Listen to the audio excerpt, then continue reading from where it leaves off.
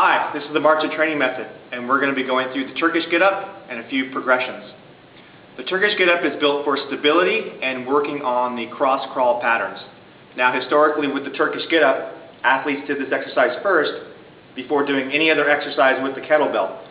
It was an exercise that they first had to demonstrate proficiency in before they could swing or lift a kettlebell. So we're going to go through the Turkish get-up right now. We'll go through some of the basics to start.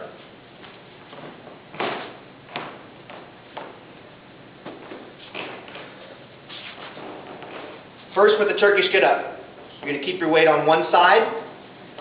You're going to cradle the kettlebell, and when cradling the kettlebell, make sure as you grab your weight, you hit that spot on the hand, just like you were taught when you do your press. So first, what we'll do is cradle and roll. We will then go into firing position. At this point, we're going to bring knee up on the same side that you have weight, hand down. At this point, I want to make sure that my leg that is straight is at a 45-degree angle, and my arm is also parallel following a 45-degree angle.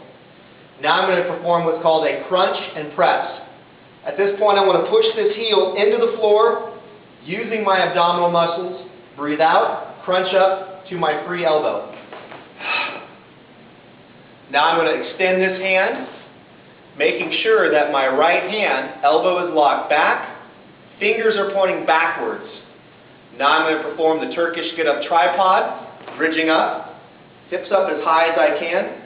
I'm now going to shoot my free leg back, and I want this knee to hit the floor right next to the hand that's on the ground. I don't want to come back too far or too close. Right there next to the hand. At this point, I'm going to do the kneeling windmill up, and I'm going to do my kneeling step up. Okay? At this point, you have gotten halfway through your Turkish get-up, and now you perform all those tasks backwards. Kneeling down, making sure not to bang the knee, hand down,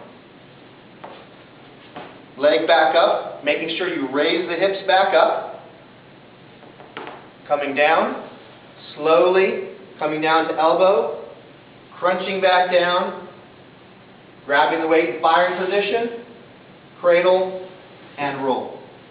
That's the Turkish get-up. One extra progression that we're going to go through is what is called the sweep and roll. So, starting just like you would with your Turkish get-up, you're going to cradle and roll, going into firing position.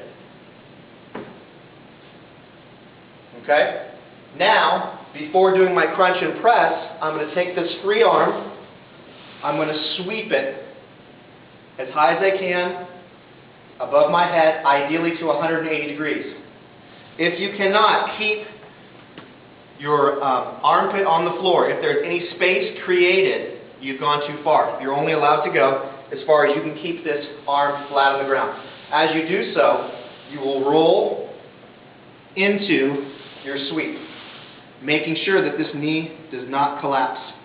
You make sure that you push this heel into the floor.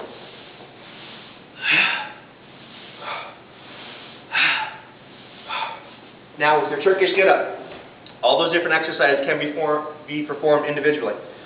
Case in point, crunch and press. We can do this for repetitions, pushing with the heel, making sure my knee does not collapse. Leg at 45, arm at 45, crunching up.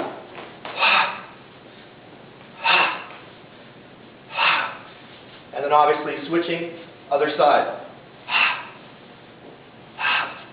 I can also do my Turkish get-up tripod.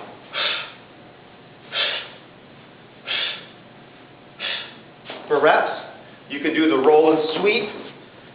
For reps, you can do the leg shoot for repetitions.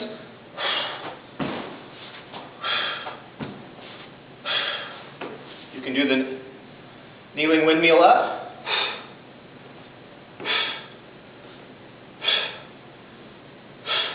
And you can also do the kneeling step up.